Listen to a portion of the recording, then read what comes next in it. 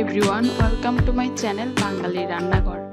বাঙালি রান্নাঘরের আজকের রেসিপি হলো কিভাবে সহজ উপায়ে চিংড়ি ভুনা করা যায়। তো আমি এখানে প্রথমে বড় সাইজের গলদা চিংড়ি নিয়েছি। চিংড়িগুলো কেটে ধুয়ে পরিষ্কার করে নেওয়ার পর আমি এতে লবণ এবং হলুদ মাখিয়ে ভেজে নেব। চিংড়ি ভাজার সময় অবশ্যই খেয়াল রাখতে হবে চুলার জালটা যেন লো ফ্লেমে থাকে, তাহলে চিংড়িগুলো স্টিকি বা রাবারি হয়ে যাবে না। আমি দুই পাশেই ভালোভাবে ভেজে নিচ্ছি উল্টিয়ে পাল্টিয়ে।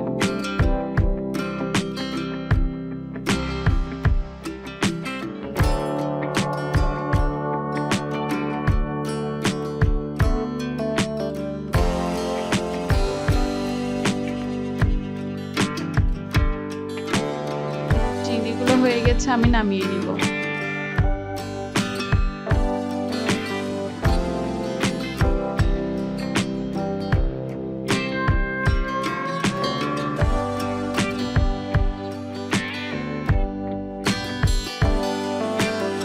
কড়াইয়ে তেল দিয়ে আমি এতে দিয়ে দিচ্ছি পেঁয়াজ কুচি। আমি এখানে মাঝারি সাইজের দুটো পেঁয়াজ নিয়েছি।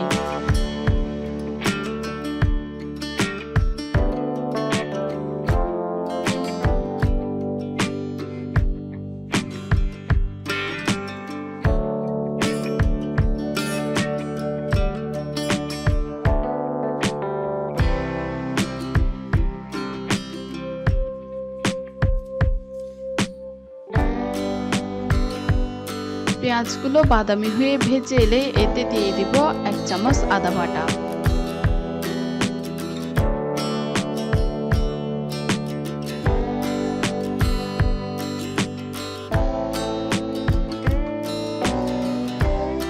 আরো দিয়ে দিচ্ছি থেতো করা রসুন।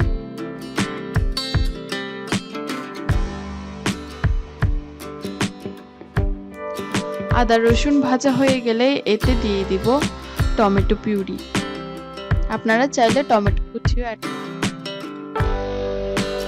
টমেটোগুলো ভেজে নেব। টমেটো ভাজা হয়ে গেলে এতে দিয়ে দিচ্ছি ধনিয়ার গুঁড়া, হলুদের গুঁড়া এবং মরিচের গুঁড়া। আমি এখানে ধনিয়ার গুঁড়া 1 চামচ, হলুদের গুঁড়া 1 চামচ এবং মরিচ 2 চামচ দিয়েছি।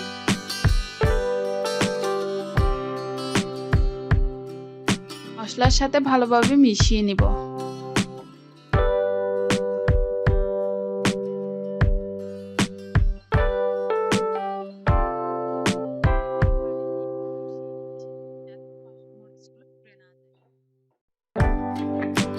আমি এখানে মশলাগুলো পানি দিয়ে কষিয়ে নিচ্ছি যাতে পুড়ে না যায়।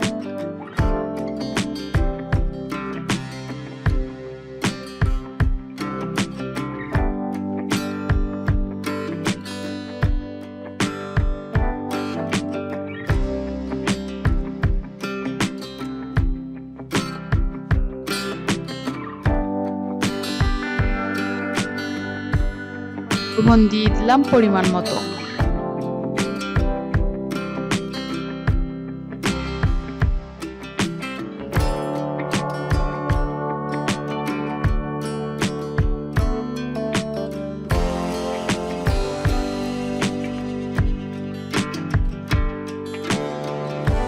হয়েছে কিনা বোঝা যাবে যদি মশলা থেকে তেল বেরিয়ে আসে। আমার মশলা কষানো হয়ে গেছে, এখন আমি পর্যাপ্ত পরিমাণে পানি দিয়ে দিচ্ছি যতটা চিংড়ি সিদ্ধতে প্রয়োজন।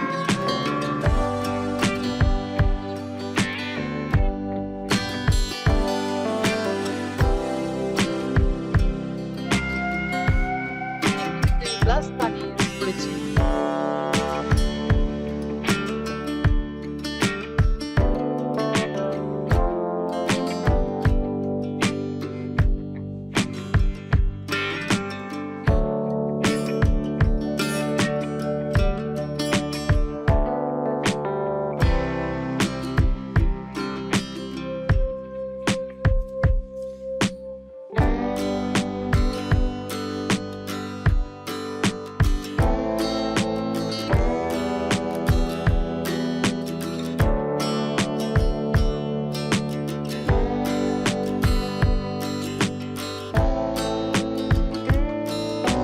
তরকারিতে বলক চলে এলে এতে দিয়ে দিচ্ছি ভাজা চিংড়িগুলো।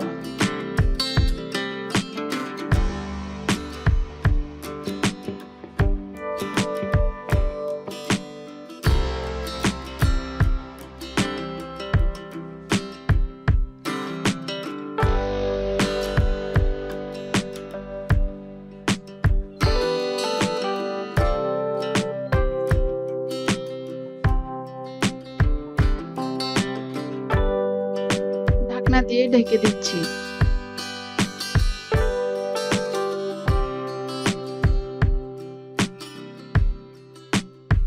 এভাবে আমি 5 থেকে 7 মিনিট সিদ্ধ করব।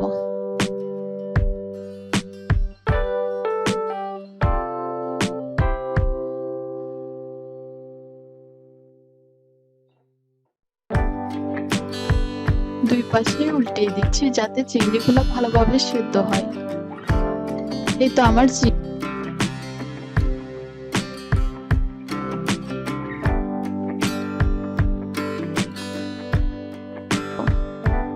এরকম গ্রেভি থাকা অবস্থায় আমি চিংড়িগুলো নামিয়ে নেব। এগুলো পরিবেশনের জন্য রেডি।